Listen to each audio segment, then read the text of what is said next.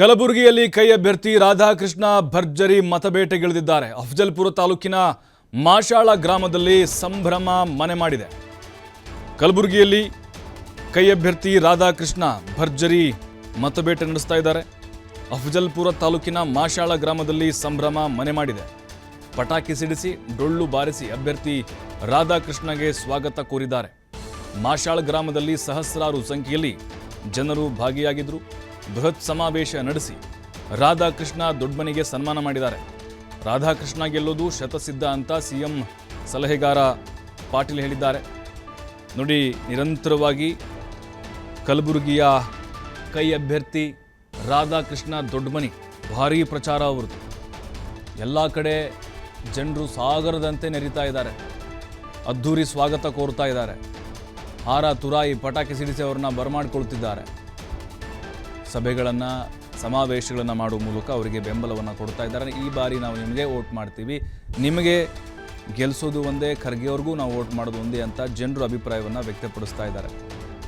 ಮಾಶಾಳ ಗ್ರಾಮದಲ್ಲಿ ಒಂದು ರೀತಿ ಹಬ್ಬದ ವಾತಾವರಣ ಅವರು ಬಂದಂಥ ಸಂದರ್ಭದಲ್ಲಿ ಡೊಳ್ಳು ಕುಣಿತ ಆಗಿರ್ಬೋದು, ಪಟಾಕಿ ಸಿಡಿಸಿ ಸಹಸ್ರಾರು ಸಂಖ್ಯೆಯಲ್ಲಿ ಜನ ಬಂದು ಅವರಿಗೆ ಪ್ರೀತಿಯನ್ನು ಕೊಟ್ಟಿದ್ದಾರೆ. ನೋಡಿ, ಪುಷ್ಪವೃಷ್ಟಿ ಗಮನಿಸ್ತಾ ಇದ್ದೀವಿ JCB ಮೂಲಕ.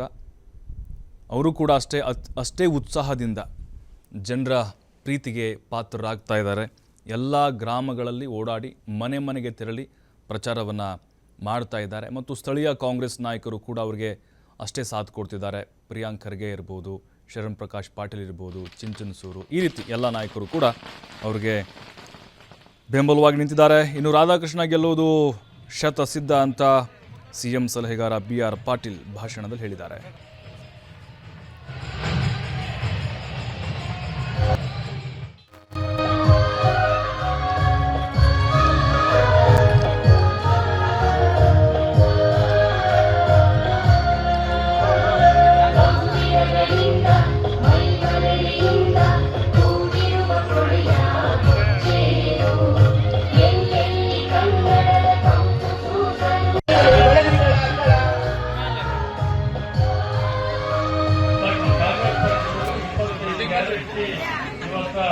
ಪ್ರತಿ ವರ್ಷ ಹೆಣ್ಣು ಮಕ್ಕಳಿಗೆ 1 ಲಕ್ಷ ರೂಪಾಯಿ ದುಡ್ಡು ಕೊಡುವಂತ ಕೆಲಸ ಅವರು ಆಶ್ವಾಸನೆ ಕೊಟ್ಟಿದ್ದಾರೆ.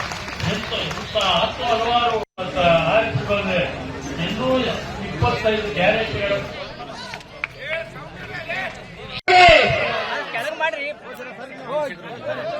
ಅಭಿಮಾನಿಗಳಿಗೆ ಸದಸ್ಯರಿಗೂ ಜಿಲ್ಲಾ ಪಂಚಾಯತಿ ಸದಸ್ಯರಿಗೂ ಕಾಂಗ್ರೆಸ್ ಪಕ್ಷದ ಕಾರ್ಯಕರ್ತರು ಎಲ್ಲರಿಗೂ ಕೂಡ ಸ್ವಾಗತವನ್ನು ಕೋರ್ತಾ ನಮ್ಮ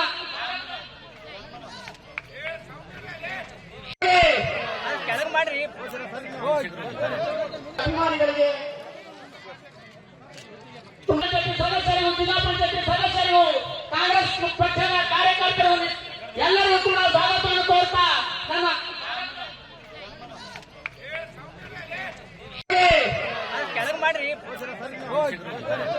ಅಭಿಮಾನಿಗಳಿಗೆ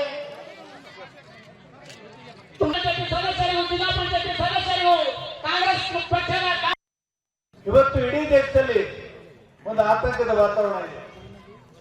ಪ್ರಜಾಪ್ರಭುತ್ವಕ್ಕೆ ಗಂಡಾಂತರ ಬಂದಿದೆ.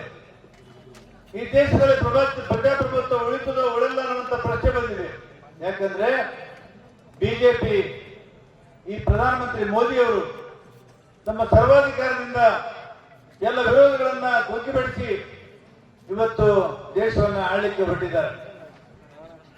ಬಂಧುಗಳು, ಇಂಥ ಪರಿಸ್ಥಿತಿ ಯಾವತ್ತೂ ನಮ್ಮ ಕಣ್ಣಿನ ಕೂಡ ಬಂದಿಲ್ಲ. ಒಂದು ಪಕ್ಷದವರು ಗೆದ್ದಿದ್ದಾರೆ, ಇನ್ನೊಬ್ರು ಸೋತಿದ್ದಾರೆ, ಮತ್ತೆ ಗೆದ್ದಿದ್ದಾರೆ, ಸೋತಿದ್ದಾರೆ.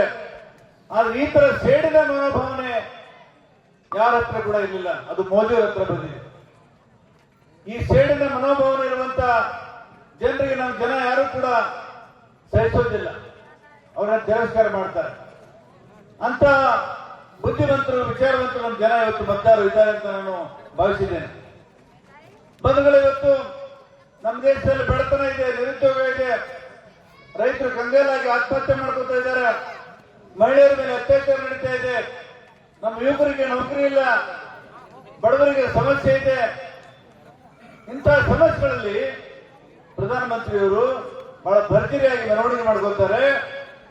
ದಿನಕ್ಕೆ 4 ಸಲ ಬಟ್ಟೆ ಬದಲಾಯಿಸ್ತಾರೆ. ದಿನಕ್ಕೆ 4 ಸಲ ಬಟ್ಟೆ. ನಾನು ಕೇಳ್ತೀನಿ ಮೋದಿಯವರಿಗೆ, ಇದೇನು ನಾಟಕನಾ, ಇದು ಸಿನಿಮಾನಾ? ಈ ದೇಶದ ಜನರ ಸೇವೆ ಮಾಡಬೇಕು ಅಂತ ನೀವು ಹೇಳಿ ಬಂದಂತವರು ಇವತ್ತು ಮೋಜು ಮಾಡ್ತಾ ಇದ್ದೀರಿ, ಮಜಾ ಮಾಡ್ತಾ ಇದ್ದೀರಿ, ದುಡ್ಡನ್ನ ಹಾಳು ಮಾಡ್ತಾ ಇದ್ದೀರಿ ಅಂತ ಇವತ್ತು ಅವ್ರು ಕೇಳಬೇಕಾಗಿದೆ. ಬಂಧುಗಳೇ, ಇಲ್ಲಿ ಸೇರಿದಂತವರು ಬಹುತೇಕ ಎಲ್ಲರೂ ರೈತಾಪಿ ವರ್ಗದವರು ಅಥವಾ ಕೆಲಸ ಮಾಡ್ತಕ್ಕಂಥವ್ರು, ಕಾರ್ಮಿಕರು. ಇವತ್ತು ಪರಿಸ್ಥಿತಿ ಎಷ್ಟು ಗಂಭೀರ ಆಗಿದೆ ಅಂದ್ರೆ ನಮ್ಮ ರೈತರು ಆತ್ಮಹತ್ಯೆ ಮಾಡ್ಕೊತಾ ಇದ್ದಾರೆ. ಇವತ್ತು ರೈತರಿಗೆ ಯೋಗ್ಯವಾದಂತ ಬೆಲೆ ಸಿಗ್ತಾ ಇಲ್ಲ. ನಮ್ಮ ರೈತರಿಗೆ ವಿಮೆ ಸಿಗ್ತಾ ಇಲ್ಲ, ಇನ್ಶೂರೆನ್ಸ್ ಸಿಗ್ತಾ ಇಲ್ಲ. ಇವತ್ತು ಪ್ರತಿಯೊಂದು ಕೂಡ ಬೆಲೆ ಏರಿಕೆಯಾಗಿದೆ. ಇಂಥ ಪರಿಸ್ಥಿತಿಯಲ್ಲಿ ರೈತರು ಇವತ್ತು ಅವರು ನಿರ್ಧಾರಕ್ಕೆ ಬರ್ತಾ ಇದ್ದಾರೆ. ಈ ರೈತಾಪಿಯಲ್ಲಿ ಬದುಕಲಿಕ್ಕೆ ಸಾಧ್ಯ ಇಲ್ಲ, ಆತ್ಮಹತ್ಯೆ ಮಾಡ್ಕೊಳ್ಳೋದು ಒಂದೇ ದಾರಿ ಅನ್ನುವಂಥ ನಿರ್ಧಾರಕ್ಕೆ ಬರ್ತಾ ಇರೋದು ಈ ದೇಶಕ್ಕೆ ಬಹಳ ದೊಡ್ಡ ಆಘಾತ ತರುವಂತ ವಿಷಯ. ಯಾವ ದೇಶಕ್ಕೆ ಅನ್ನ ತರುವಂತ ರೈತ, ಅನ್ನ ನೀಡುವಂತ ರೈತ ಇವತ್ತು ಬದುಕಲಿಕ್ಕೆ ಸಾಧ್ಯವೇ ಇಲ್ಲ ಅನ್ನುವಂತ ಹಂತಕ್ಕೆ ಬಂದಾಗ ಈ ದೇಶಕ್ಕೆ ಭವಿಷ್ಯ ಇಲ್ಲವೇ ಅಂತ ನಾವು